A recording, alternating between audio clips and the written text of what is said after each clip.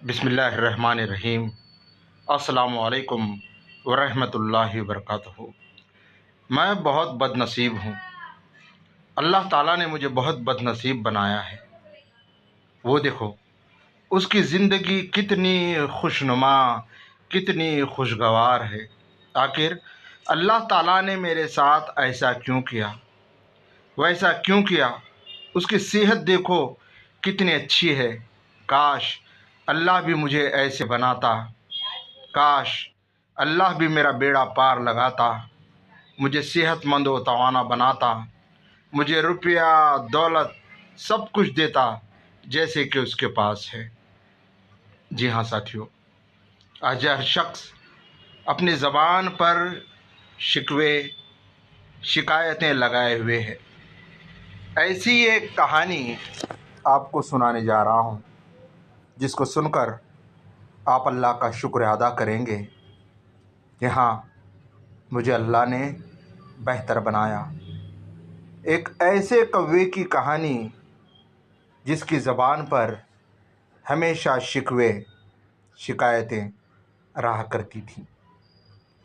درخت پر بیٹھا ہوا تھا اور ماضی کا سوچ کر، مستقبل کا سوچ کر، حال کا سوچ کر کہ اللہ نے مجھے کتنا کالا کلوٹا بنایا، کہ میری آواز بھی بھدی ہے، کوئی مجھے نہیں چاہتا، کوئی مجھے نہیں پالتا، سب مجھے دیکھ کر بھاگ جاتے ہیں۔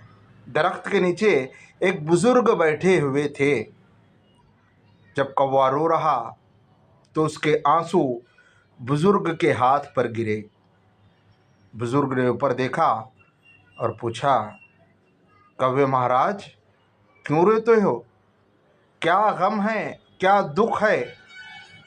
کوے نے کہا، ایک دکھ ہو تو بتاؤں اے بزرگ، بہت سے دکھ میرے دل میں ہیں کہ اللہ تعالیٰ نے مجھے خوبصورت نہیں بنایا، میرے پنکھ سفید نہیں بنائے، میری آواز کوئل جیسی میٹھی نہیں ہے، کوئی مجھے پیار نہیں کرتا، کوئی مجھے نہیں پالتا، بچے تو مجھے دیکھ کر بھاگ جاتے ہیں، اور میں ڈرا ڈرا سا محسوس کرتا ہوں۔ مجھ میں خود اعتمادی نام کی کوئی بھی چیز نہیں ہے۔ اللہ نے قدرت کے کارخانے میں جتنے بھی پرندے بنائے ہیں، سب میں بھدا، سب میں کالا کلوٹا میں ہی ہوں، اور میرا نام بھی دیکھو، کوا۔ یہ کس طرح کا عجیب و غریب نام ہے اے بزرگ! اس لیے میں روتا ہوں، کڑتا ہوں، ملامت کرتا ہوں، اور جب دوسرے پرندوں کو دیکھتا ہوں تو مجھے عجیب سا محسوس ہوتا ہے۔ بزرگ نے کہا، تم کون سا پرندہ بننا چاہتے ہو؟ کوے نے کہا، میں ہنس بننا چاہتا ہوں۔ تو ٹھیک ہے، میں تمہیں ہنس بنا دیتا ہوں، پہلے تم ہنس سے جا کر پوچھو۔ کوا ہنس کے پاس گیا، ہنس سے پوچھا تو ہنس نے کہا کہ بھائی، یہ بھی کیا میری کوئی زندگی ہے؟ دیکھو، پانی کی طرح سفید ہوں، لیکن ہمیشہ پانی میں رہتا ہوں، پانی کے بغیر میں جی نہیں سکتا۔ تو کوے نے کہا کہ کون سا پرندہ اچھا ہے؟ ہنس نے کہا کہ طوطا، جاؤ طوطے کے پاس۔ کوا طوطے کے پاس گیا اور طوطے کی تعریف کی کہ میاں مٹھو، تم تو جنگل میں جدھر چاہو ٹین ٹین ٹین کرتے پھرتے ہو، بچے کتنی شوق سے تمہیں پالتے ہیں، ہری مرچ کھلاتے ہیں اور تمہیں امرود کھلاتے ہیں۔ طوطا یہ سن کر ہنس پڑا اور کہنے لگا، کوے بھائی، میری زندگی کسی کام کی نہیں ہے۔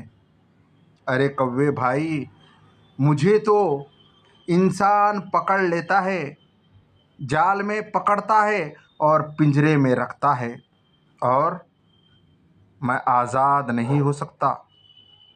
بھلا غلامی بھی کوئی چیز ہے؟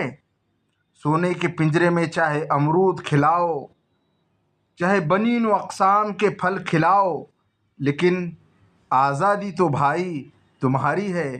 جہاں چاہے گھوم سکتے ہو، پھر سکتے ہو، لیکن میں میری خوبصورتی کی وجہ سے، میری آواز کی وجہ سے میں غلامی کی زنجیروں میں جکڑ جاتا ہوں۔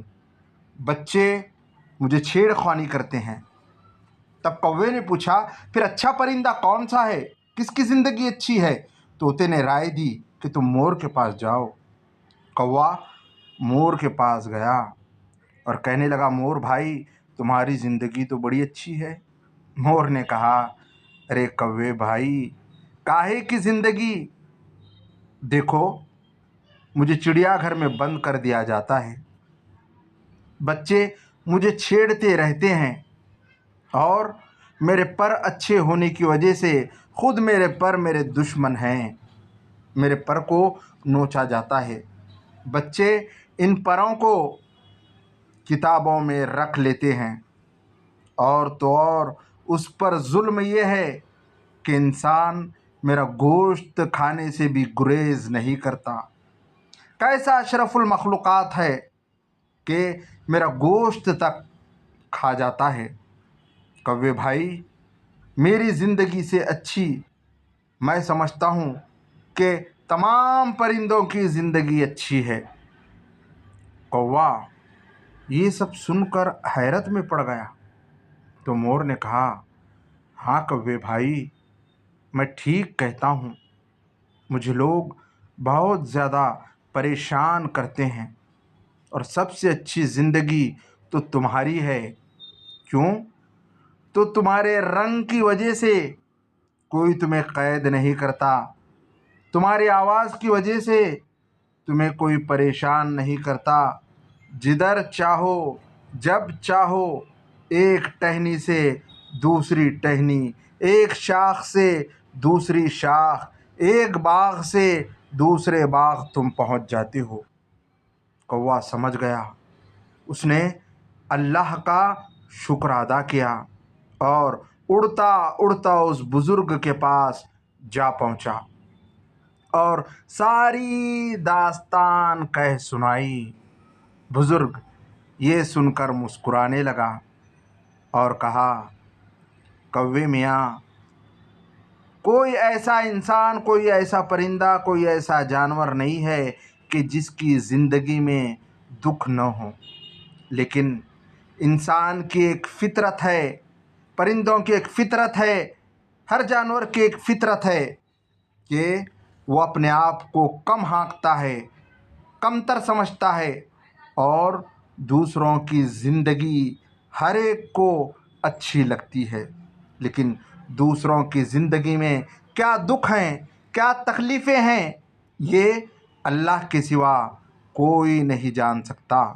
بس اللہ تعالیٰ نے ہمیں عبادت کے لیے پیدا کیا، اچھا انسان بننے کے لیے پیدا کیا، اچھے اخلاق کے لیے پیدا کیا، دوسروں کے کام آنے کے لیے ہمیں پیدا کیا۔